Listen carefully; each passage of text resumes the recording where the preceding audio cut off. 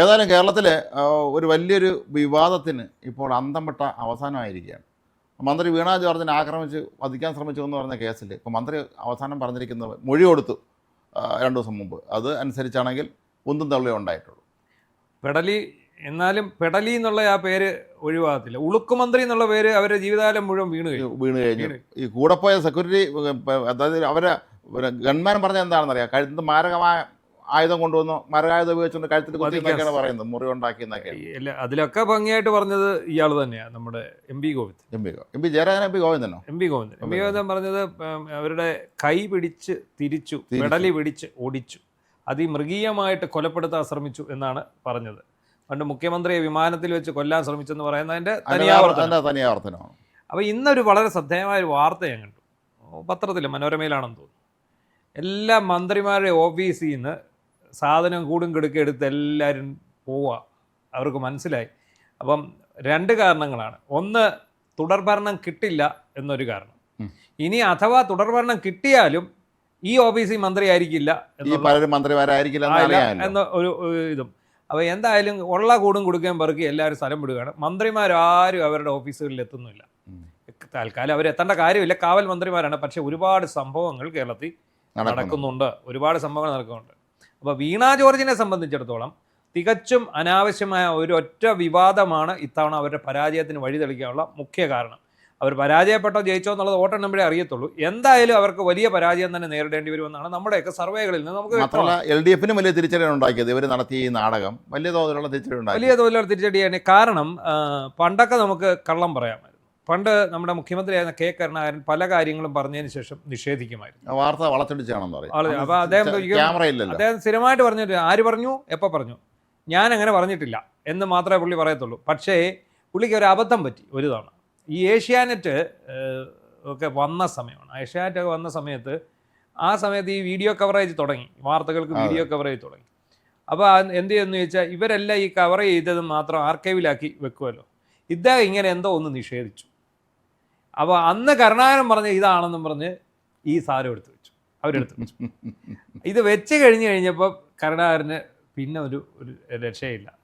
പണ്ട് ആരോ പറയാറുണ്ടല്ലോ, നായനാരാണ് പറഞ്ഞത്, ഓൻ കള്ളം പറയാനും കണ്ണാന്ന് വിളിക്കാനും മാത്രമാണ് ലോനപ്പൻ തമ്പാനാണ് പറഞ്ഞത്, മാത്രമാണ് കണ്ണാനും വാ തുറക്കുന്നതെന്ന് പറയുന്നത്. അപ്പോൾ എന്ന് പറഞ്ഞതുപോലെ ഇത് ഇത്രയും ക്യാമറകളുടെയും CCTV ദൃശ്യങ്ങളുടെയും ചാനൽ ക്യാമറകളുടെയും മുന്നിൽ നടന്ന ഒരു സംഭവം. ആ ഒരു സംഭവത്തിൽ ചീറ്റപ്പുലിയെ പോലെ ചീറിച്ചെല്ലുന്ന മിനിസ്റ്ററെ നമ്മൾ കണ്ടതാണ്. ഒരു 4-5 കേസുകാരും എണ്ണിയാ തീരാത്ത പോലീസുകാർ ഇപ്പുറത്ത് മന്ത്രിക്ക് ചുറ്റും. മന്ത്രി വെല്ലുവിളിക്കാൻ ഇങ്ങോട്ട് ഇറങ്ങി വാടാന്ന് വിളിക്കുന്നുണ്ട്. മന്ത്രി ഞാൻ വിചാരിച്ചു ഇവന്മാരെ തല്ലുവെന്ന്. അതെ, അങ്ങനെ വീറും വാശിയും കാണിച്ചു പോയ മന്ത്രി തൊട്ടപ്പുറത്ത് നിന്ന് ഷംസീറിനോട് സംസാരിക്കുന്നു. പിന്നാലെ കാര്യങ്ങൾ മാറുകയാണ്. CMA എൻ്റെ പെടലി അടിച്ചൊടിച്ചു എന്ന് പറഞ്ഞാണ് ഇവർ സംസാരിക്കുന്നത്. അപ്പോൾ എന്താണ് സംഭവിക്കുന്നത്? പിന്നെ ഒരു വലിയ പടയായി, ബഹളമായി, ഇതായി. പക്ഷേ ആ ഒരു കാര്യം ഞാൻ പറയാം, അതിനകത്ത് ആ ഒരു പെടലി ഉളുക്ക് നാടകം കൊണ്ടുവന്നത് കൊണ്ട് അവർക്കൊരു വലിയ ഒരു പ്ലസ് പോയിന്റ് ഉണ്ട്.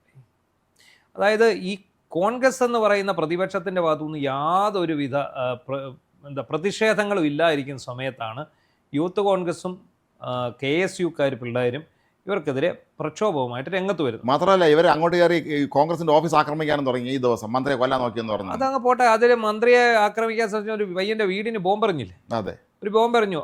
അവന്റെ വീടിന് നേരെ ആക്രമണം ഉണ്ടായി. എന്താണ് സത്യത്തിൽ സംഭവിച്ചത്? പാവപ്പെട്ട 4-5 പിള്ളേർ ഒരു കരിങ്കൊടിയുമായിട്ട് വന്ന് 2 സിന്ദാബാദ് വിളിച്ചു, അവരെ പുറക്കിക്കൊണ്ട് പോവുകയും ചെയ്തു. ഇതെല്ലാം ലൈവായിട്ട് കാണുകയാണ്. ഞാൻ എൻ്റെ ജീവിതത്തിൽ ഇത്രയും കള്ളത്തരം പറയുന്ന സൈബർ സഖാക്കന്മാരെ പോലെയുള്ള അന്തം കമ്മികൾ എന്തൊക്കെയാണെന്ന് എഴുതി പിടിപ്പിക്കുന്നത്. അയ്യോ, അതൊക്കെ ഇപ്പോൾ എടുക്കണം. ഇവരെ ഈ പോസ്റ്റുകളൊക്കെ ഇപ്പോൾ എടുക്കണം. ഈ മന്ത്രിയുടെ മൊഴി വന്നതിന് മാത്രമല്ല, ഒന്നും ആലോചിക്കണം, സംഭവം 2 മാസം 1-2 ആയി. പക്ഷെ മൊഴി എടുക്കണം എപ്പോഴാണ്? ഇലക്ഷൻ കഴിഞ്ഞതിന് ശേഷം. ഇപ്പം മൊഴി എടുക്കാൻ പറ്റൂ. കാരണം അതിന് മുമ്പ് ഇവർ മൊഴി കൊടുത്താൽ സത്യസന്ധമായ മൊഴിയെ കൊടുക്കാൻ പറ്റും.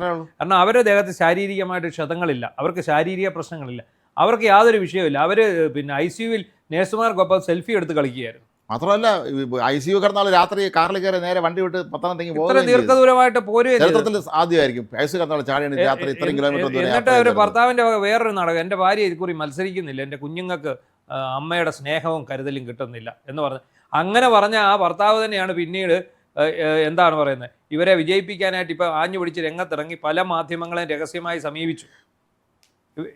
പല മാധ്യമങ്ങളെ രഹസ്യമായി സമീപിച്ചു.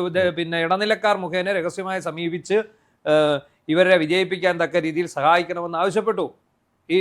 ഈ പറഞ്ഞ മൊത്തത്തിലൊരു നാടകമാണല്ലോ, എല്ലാം അതിൻ്റെ ഒരു നാടകത്തിൻ്റെ ഭാഗങ്ങളാണെന്ന് മാത്രമേ ഉള്ളൂ. എന്നാലും CPM-ന്റെ കപട രാഷ്ട്രീയം, കുടില രാഷ്ട്രീയം എന്ന് ഇതിനെ നമുക്ക് പറയാൻ പറ്റും. പാവപ്പെട്ട 5 പിള്ളേരെ എത്ര ദിവസം നിങ്ങൾ ജയിലിലടച്ചു? നിങ്ങൾ എന്താണ് പോലീസ് റിമാൻഡ് റിപ്പോർട്ടിൽ എഴുതിയത് എന്താണ്? അതിനുശേഷം യഥാർത്ഥ സംഭവമാണെന്നും പറഞ്ഞ് എഴുതിയത് എന്താണ്? കോടതിയിൽ ഈ കുട്ടികളുടെ ജാമ്യാപേക്ഷ വന്നപ്പോൾ പ്രോസിക്യൂഷൻ എതിർത്തു. നട്ടാൽ കുരുക്കാത്ത പച്ചക്കള്ളം കൺമുന്നിൽ പകൽവട്ടത്തിൽ നടന്ന സംഭവത്തെ നിങ്ങൾ വളച്ചൊടിച്ച് കൊണ്ടുവന്നു. നിങ്ങൾ രാഹുൽ മാങ്കൂട്ടത്തെ ഇല്ലാതാക്കിയത് എന്തിനു വേണ്ടിയാണ്? രാഹുൽ മാങ്കൂട്ടത്തിൻ്റെത് വ്യക്തിപരമായ വിഷയം മാത്രമായിരുന്നു. അത് തോണ്ടിയെടുത്ത് നിങ്ങൾ പോലീസിനെയും രഹസ്യാന്വേഷണ വിഭാഗങ്ങളെ ഉപയോഗിച്ച് തോണ്ടിയെടുത്ത് ഇതിനകത്ത് ഇരകളെന്ന് പറയുന്ന പെൺകുട്ടികൾക്ക് പരാതി നൽകാൻ പോലും താല്പര്യമില്ലാതിരുന്ന ആ സാഹചര്യത്തിൽ അവരെ കൊണ്ട് ബലമായി പരാതി എഴുതി വാങ്ങി അയാളെ ഇല്ലായ്മ ചെയ്യാൻ ശ്രമിച്ചു. പക്ഷേ അയാൾക്ക് എന്ത് സംഭവിച്ചു? അയാൾ ഇന്നലെയും വിളിച്ചിട്ടുണ്ട് ഡാഷ് മോനെ എന്ന്. മുഖ്യമന്ത്രി ഇന്നലെ അയാൾ ഡാഷ് മോനെ എന്ന് വിളിച്ചിട്ടുണ്ട്. അയാൾ അത് വിളിക്കുന്നതിൽ തെറ്റു പറയാനില്ല, കാരണം മുഖ്യമന്ത്രി വിളിച്ചത് മാത്രമാണ് ആ ഭാഷയാണ്. ഏതായാലും ഈ സംഭവം നടന്നത് റെയിൽവേ സ്റ്റേഷനിലായതുകൊണ്ട്, കേന്ദ്ര സർക്കാർ സ്ഥാപനമായതുകൊണ്ട് അവിടെ CCTV ദൃശ്യങ്ങളൊന്നും തന്നെ ഡിലീറ്റ് ചെയ്യാൻ അവർക്ക് പറ്റിയിട്ടില്ല. അതേസമയം ഗവൺമെൻറ് ഗസ്റ്റ് ഹൗസിലെങ്ങാനും വെച്ചാണ് ഈ സംഭവം നടന്നിരുന്നത് എങ്കിൽ അവിടെ ഒരു വീഡിയോയും കാണില്ല. അന്ന് ഒരു നല്ല തെളിഞ്ഞ കാലാവസ്ഥയിൽ ഒരു മിന്നലടിച്ചെന്നങ്ങ് പറഞ്ഞാൽ അതങ്ങ് പോകും. അത് മാത്രമല്ല, ഈ ചാനൽ ക്യാമറകൾ ഉണ്ടായിരുന്നു. പിന്നെ KSUക്കാർ പിള്ളേരെടുത്ത വീഡിയോസ് ഉണ്ടായിരുന്നു. അവരെടുത്ത വീഡിയോസ് ഉണ്ടായിരുന്നു. അവരെ കൂടെ നിന്നവരെടുത്ത പോലീസ് എടുത്ത വീഡിയോസ് ഉണ്ട്.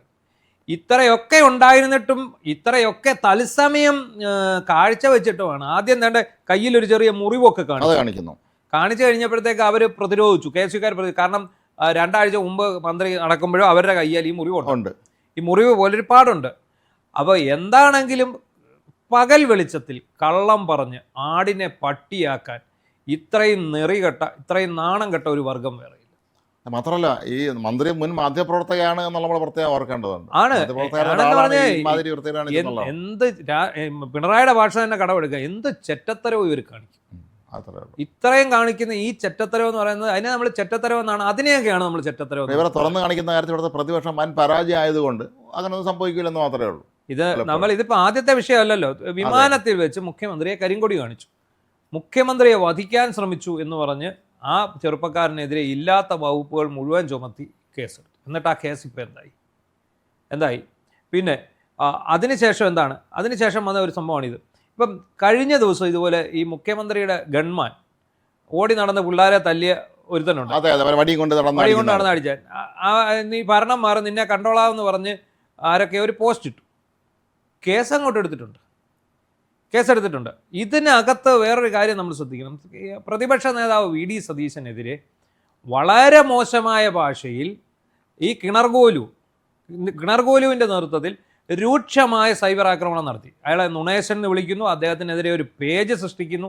ഇതെല്ലാം സൃഷ്ടിച്ചിട്ടും അതിനെതിരെ ഒരു പരാതി വന്നാൽ ഇത് ഞങ്ങളുടെ വിഷയമല്ല എന്ന് പറയുന്ന ആൾക്കാർ ഈ സൈബർ ഇതിലൂടെ ഭീഷണിപ്പെടുത്തി എന്ന് പറഞ്ഞ് ഇവർ കേസെടുത്തിരിക്കുകയാണ്. വധശ്രമത്തിനുള്ള കേസാണ് എടുത്തിരിക്കുന്നത്. അതെ, കാരണം ഈ ചെടിച്ചട്ടി എടുത്ത് തലക്കടിക്കുകയും അതല്ലെങ്കിൽ ഈ വടി കൊണ്ട് കിടന്ന ഓടി ഗൺമാൻ എൻ്റെ തോക്കാനിരിക്കേണ്ട വടിയല്ലല്ലോ, വലിയ നീളമുള്ള തടിയും കൊണ്ടുവന്ന് അടിക്കുകയാണ് പിള്ളേർ. അല്ലെ, ഈ മുഖ്യമന്ത്രിയുടെ ഈ ആഡംബര വാഹനത്തിന് മുന്നാലെ പോയവന്മാർ ഇവന്മാർ കാണിച്ചിരിക്കുന്ന ശുദ്ധ തെണ്ടിത്തരമാണ് കാണിച്ചുകൊണ്ടിരുന്നത്. ഓർക്കുന്നുണ്ടോ? ഇവന്മാർ ഈ വണ്ടിയുടെ ഡോറും തുറന്നു പിടിച്ചും നേരെ വളരെ സ്പീഡിൽ ഈ കുട്ടികൾക്ക് നേരെ ഓടിച്ചു കയറ്റാനാണ് ശ്രമിക്കുന്നത്.